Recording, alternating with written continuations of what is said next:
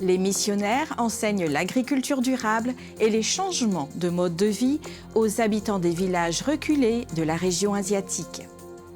Les explorateurs du Chili battent un record mondial dans une campagne pour l'acquisition de lits pour les enfants. L'Église adventiste à Cuba intensifie la formation des dirigeants face à l'exode des pasteurs. Hope Channel Philippines adopte la transmission numérique et ouvre une nouvelle ère de communication. Voici les titres de ce nouvel épisode des Actualités ANN. Visionnez pour vous tenir informé, être inspiré et connecté à travers le monde.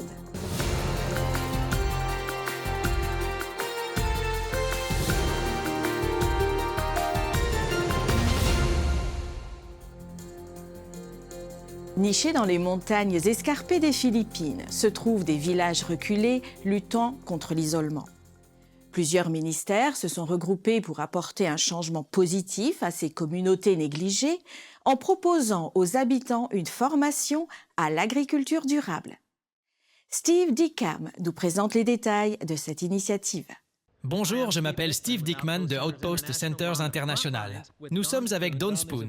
Dawn, vous apportez votre aide, même à distance, à un village aux Philippines. Racontez-nous. Le village s'appelle Merma, sur l'île de Palawan.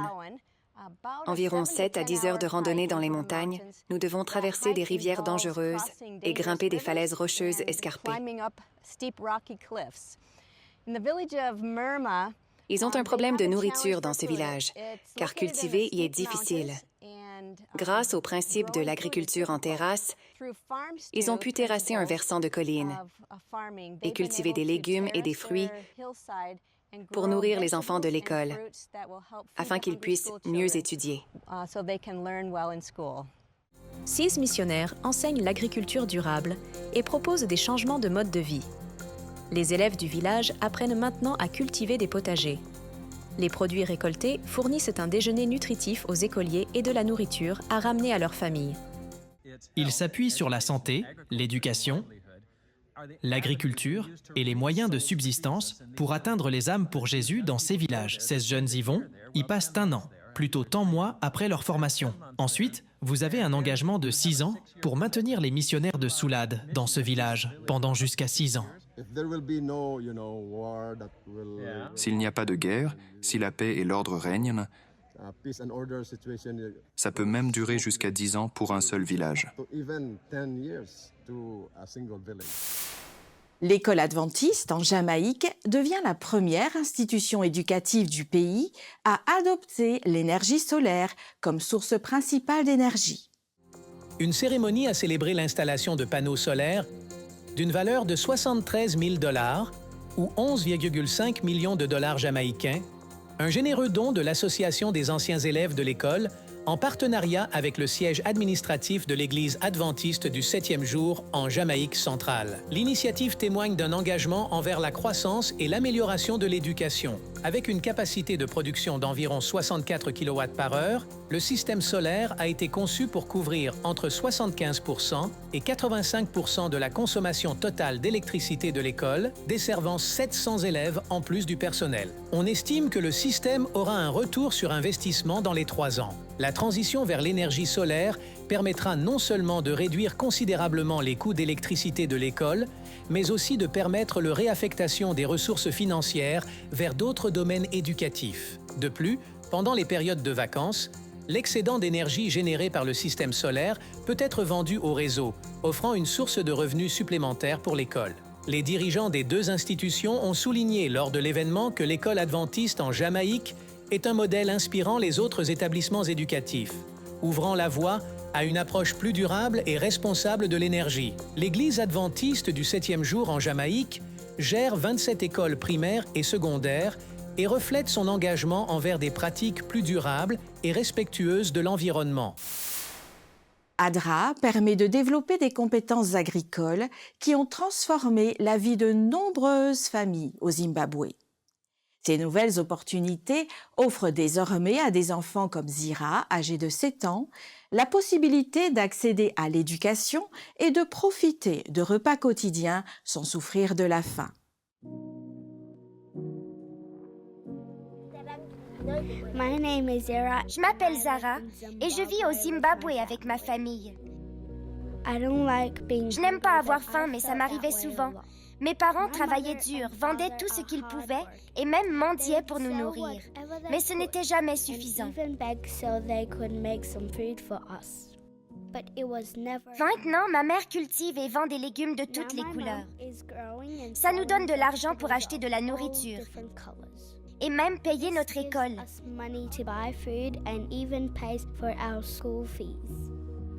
Aujourd'hui, je vais à l'école le ventre plein avec de nouveaux livres et un nouvel uniforme.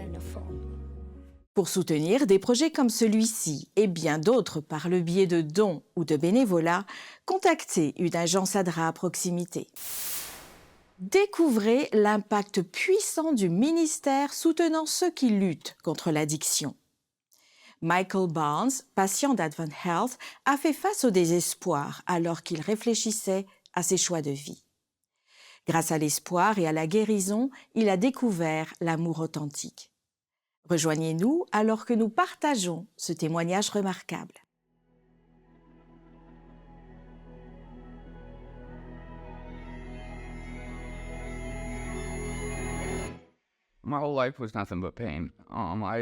Ma vie entière n'a été que douleur. Je ne me souviens pas de moments heureux quand j'étais enfant. Je n'ai jamais été heureux. Je devais tout faire juste pour ne pas me faire crier dessus, pour qu'on ne me dise pas que je n'étais pas assez bon. J'essayais de rendre tout le monde heureux. Je n'ai jamais pu vivre la vie que je voulais. J'ai été exposé à l'alcool et aux drogues aussi longtemps que je me souvienne. J'ai surpris ma mère et mon père habituellement en grandissant. C'est devenu normal, mais c'était horrible. Lorsque j'ai rencontré Michael, il avait touché le fond. Il pesait peut-être 45 kilos. Je n'oublierai jamais. Il est entré et honnêtement, il avait l'air tellement malade, si pâle. Je ne savais pas s'il survivrait le week-end. J'ai dit, je veux savoir si tu veux mourir ou pas, car si tu veux mourir, je vais te laisser tranquille. Et si tu veux vivre, alors laisse-moi t'aider. Il me regarde. Peut-être que c'est la meilleure chose pour moi. Vous imaginez quelqu'un vous dire que mourir est la meilleure chose pour lui?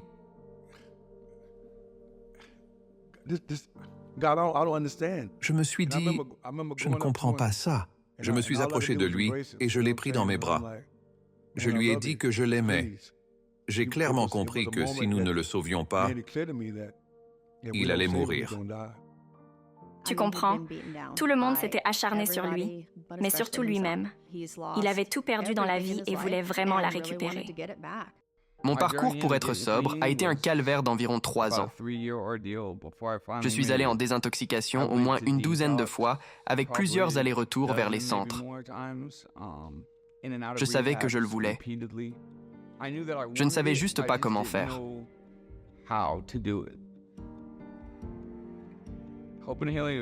Mon parcours pour être sobre a été un calvaire d'environ 3 ans.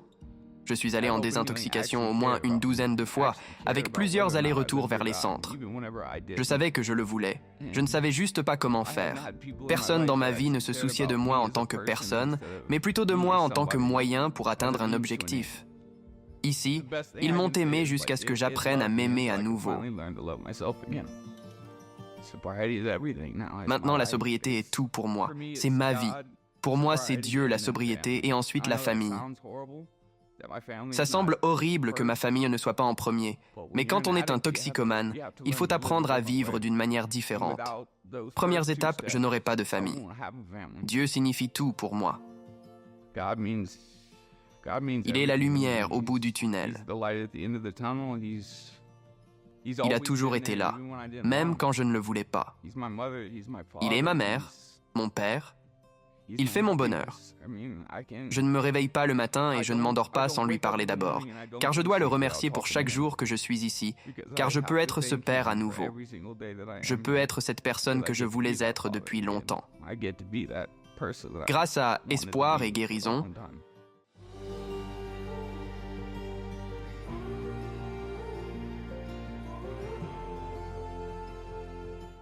Je sais que j'ai de nouveau une chance tant que je reste sobre. Je ne suis pas l'homme le plus riche du monde. Je n'ai pas tout sur le plan matériel, mais je me sens comme l'homme le plus riche du monde. Parce que j'ai de nouveau une vie. Sans espoir et guérison, rien de tout ça ne serait possible. Hope Channel aux Philippines a atteint une étape historique en passant à la diffusion numérique, marquant le début d'une nouvelle ère dans la communication.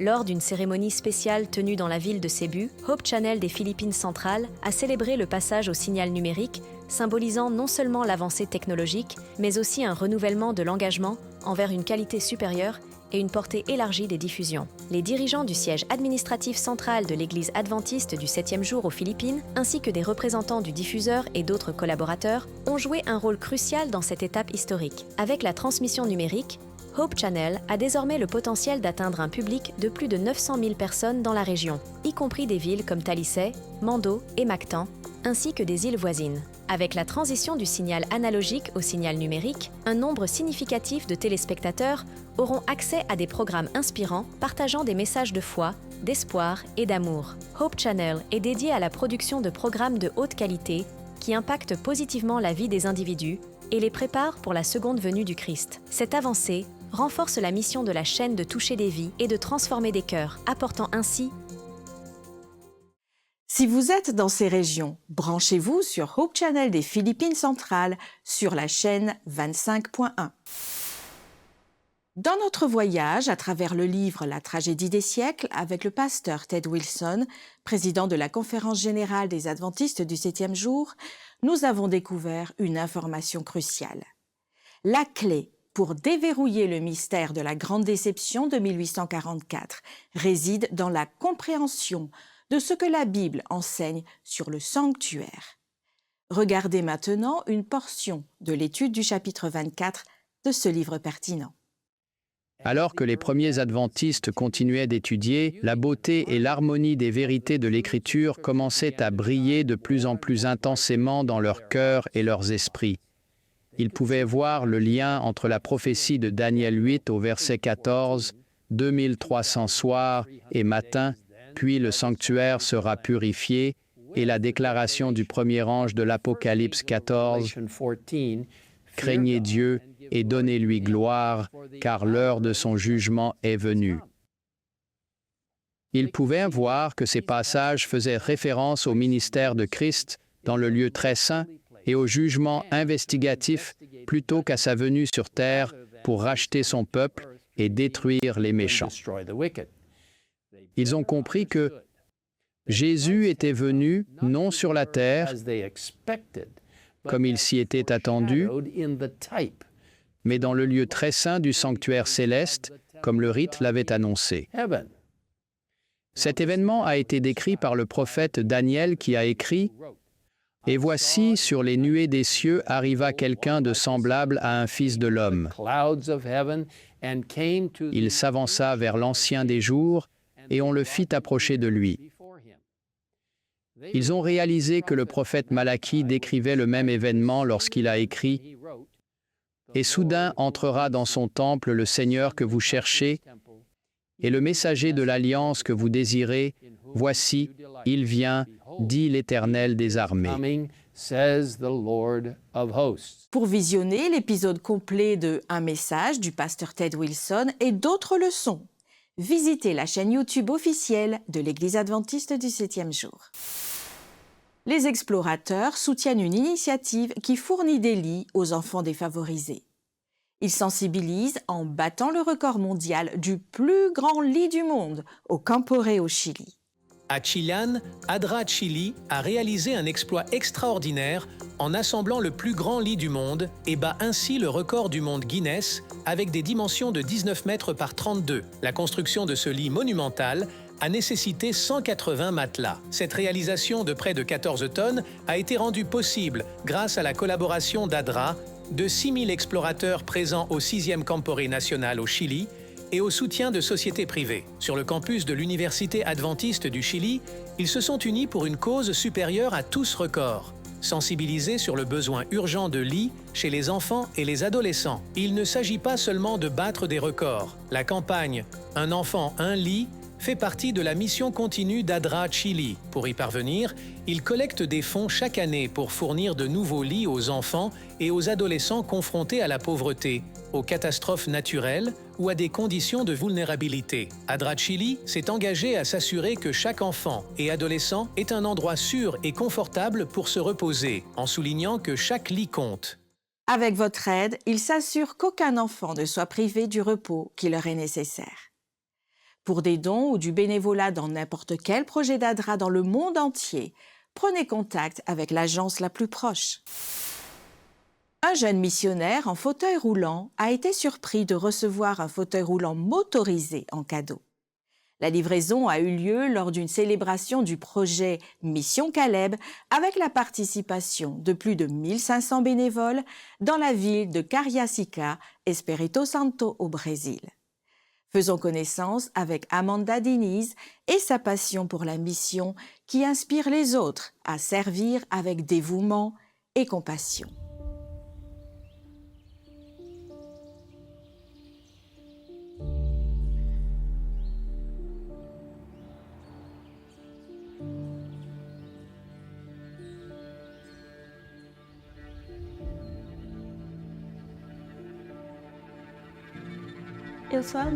Je suis Ananda et partager mon histoire, c'est vivre la mission. Mes premières années de vie ont été marquées par de nombreuses surprises. J'ai été diagnostiquée avec une myéloméningocèle qui est une malformation congénitale du tube neural. Dieu sait, n'est-ce pas? Dieu savait tout. Il savait ce qu'il avait prévu pour ma vie depuis toujours. Alors il a guidé les pas.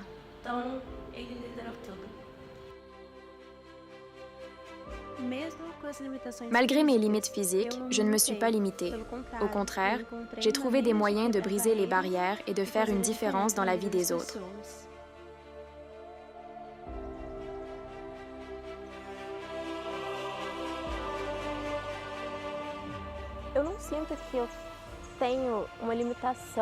Je n'ai pas l'impression d'être limitée en fauteuil roulant. Bien sûr, physiquement, j'ai un handicap, mais je ne le ressens pas dans mon quotidien ou en mission. Car j'ai tellement de soutien de la part des gens et de l'équipe que ce n'est qu'un détail.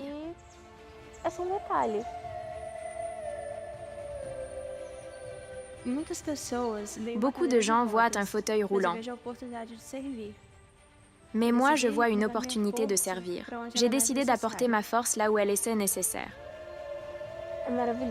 C'est merveilleux de voir, après une visite, après une prière, de voir un nouvel espoir, cet éclat dans leurs yeux qui n'était pas là avant, au début.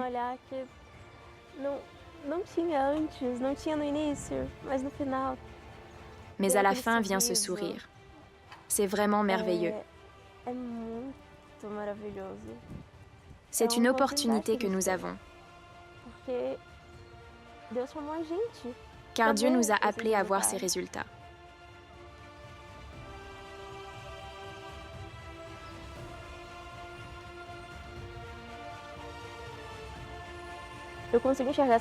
Je vois cette mission comme un appel de Dieu à tout le monde, indépendamment du handicap, indépendamment de tout. C'est une mission que Dieu a donnée à chacun. C'est pourquoi je suis ici et que j'ai accepté cet appel, pour qu'il ne voie pas mes limites. Qu'il ne voit pas le handicap. Il sait qu'il existe, mais il me donne la force et m'aide en amenant tellement de gens pour m'aider là où je ne peux pas faire les choses seule.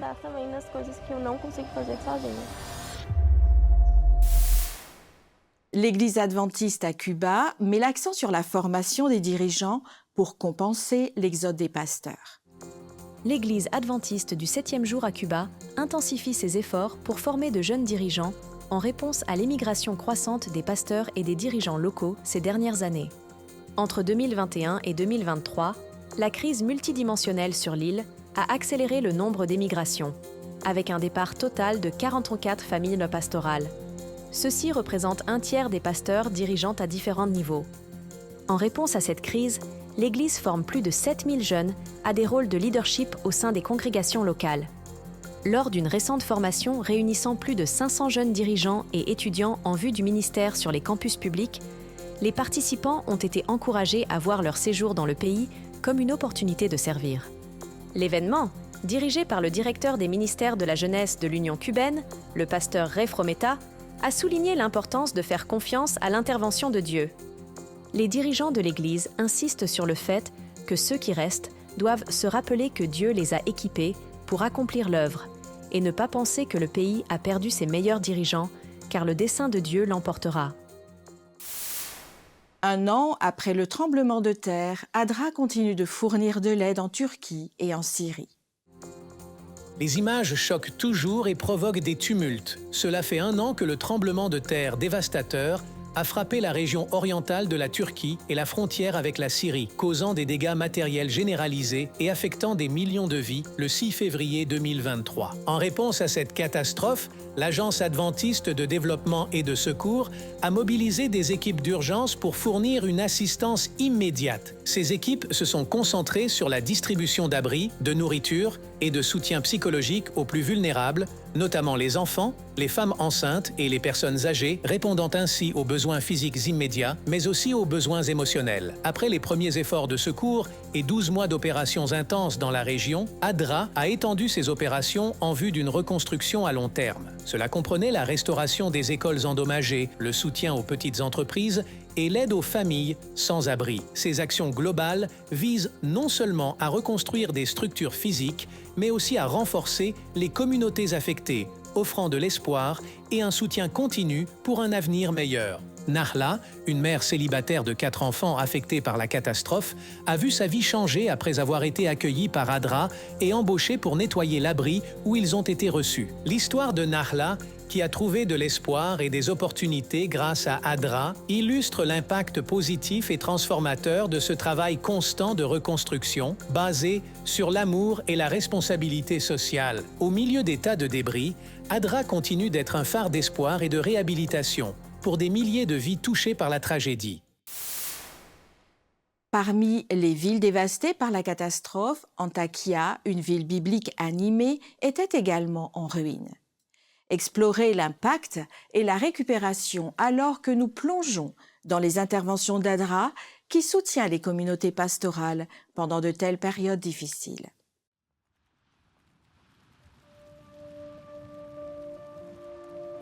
De nombreuses personnes ont perdu leur maison. Certaines personnes n'ayant pas complètement perdu leur maison ne peuvent quand même pas rentrer chez elles.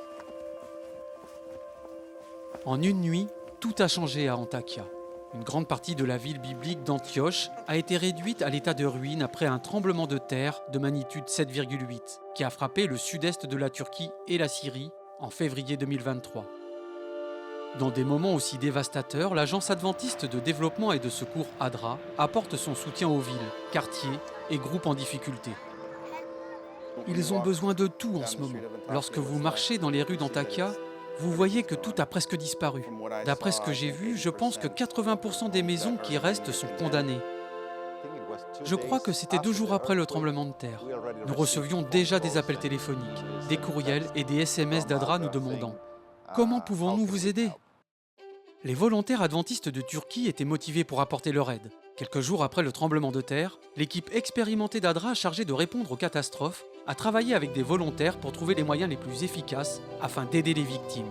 L'équipe était stationnée à Adana, la ville la plus proche qui n'avait pas subi de dommages trop excessifs. Chaque jour, ils ont préparé des sacs contenant des produits de nettoyage, des produits sanitaires et de la nourriture.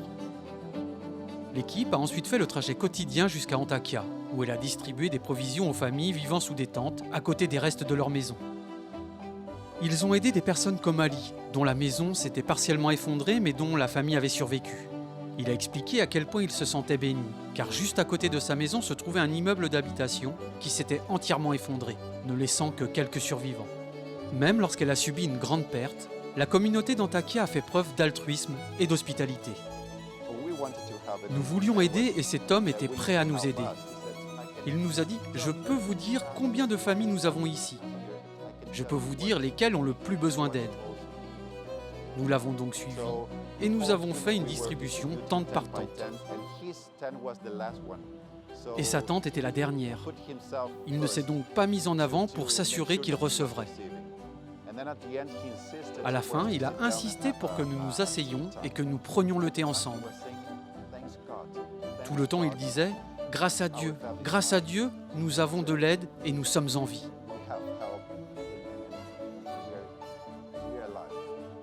Répondre aux besoins des autres au milieu d'une tragédie permet de montrer l'amour de Jésus à travers le travail humanitaire. C'est ainsi que vous servez. C'est ainsi que vous utilisez les mêmes méthodes que le Christ. Vous agissez en travaillant. Et je pense que c'est ce qu'il a fait aussi, n'est-ce pas? Il nourrissait les gens, il a pris soin d'eux, et c'est ce que nous essayons de faire ici. L'impact positif de l'équipe à Antakya n'aurait pas été possible sans les pasteurs et les volontaires qui travaillent ensemble avec ADRA. Je pense que combiner la capacité des églises à mobiliser des volontaires avec l'expertise humanitaire d'ADRA est tout simplement la chose la plus puissante qui soit. À ce jour, nous avons soutenu plus de 7000 personnes. Tous les objectifs que nous avons fixés avec les volontaires et le personnel d'urgence ont été atteints. J'aimerais avoir ces volontaires à chaque intervention d'urgence à laquelle nous participons. Ils ont été incroyables. ADRA continue de travailler dans le monde entier pour soulager la souffrance et montrer l'amour de Jésus. Merci de prier pour ADRA, ainsi que pour les efforts restants pour soutenir les personnes touchées par le tremblement de terre en Turquie et en Syrie. Merci pour votre soutien à la mission dans le monde entier. Vous avez suivi les actualités sur des actes de service, sur la foi, l'amour du prochain et l'espoir réalisés par l'Église adventiste du 7e jour dans le monde entier. Présente dans plus de 200 pays, la dénomination désire servir comme le Christ à travers ses membres, ses dirigeants, son siège administratif, ses institutions et ses ministères de soutien. Vous pouvez accéder à d'autres bonnes nouvelles en rejoignant les chaînes officielles de l'Église adventiste du 7e jour sur YouTube, Instagram et Facebook et explorer le site web d'ANN sur adventiste.news. Partagez votre histoire de foi et laissez votre sujet de prière sur nos chaînes. Une équipe prie pour vous 24 heures sur 24. Avant de vous quitter, je vous laisse avec une excellente nouvelle tirée des psaumes 94 au verset 4. Tu me réjouis par tes œuvres, ô Éternel, et je chante avec allégresse l'ouvrage de tes mains. Étudiez la Bible quotidiennement pour découvrir d'autres merveilleuses promesses d'espoir. Si Dieu le veut, nous nous retrouverons pour la prochaine édition des Actualités ANN. Que Dieu vous bénisse.